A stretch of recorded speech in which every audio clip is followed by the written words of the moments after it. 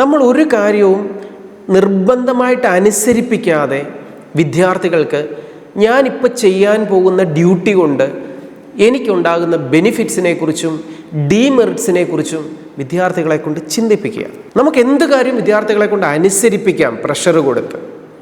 പക്ഷെ അതിന് പകരം നീ ഇങ്ങനെ ചെയ്താൽ നിനക്ക് കിട്ടുന്ന ഗുണവും, അല്ലെങ്കിൽ നീ ഇങ്ങനെ ചെയ്യുമ്പോൾ നിൻ്റെ കൂട്ടുകാർക്കും ഫ്രണ്ട്സിനും സമൂഹത്തിനും കിട്ടുന്ന ഗുണങ്ങളെക്കുറിച്ചും ആ കുട്ടിയെ കൊണ്ട് ചിന്തിപ്പിച്ചാൽ, അല്ലെങ്കിൽ നമ്മുടെ കുടുംബത്തിനുണ്ടാകുന്ന പുരോഗതിയെക്കുറിച്ചും അതിൻ്റെ പോസിറ്റിവിറ്റിയെക്കുറിച്ചും തിങ്ക് ചെയ്യിപ്പിച്ചാൽ, ഒരു കാര്യം എനിക്കറിയണം എന്നുള്ള ആഗ്രഹത്തോടെ പഠിക്കുന്നതും മറ്റുള്ളവരുടെ പ്രഷർ കൊണ്ട് പഠിക്കുന്നതും തമ്മിൽ വ്യത്യാസമുണ്ട്.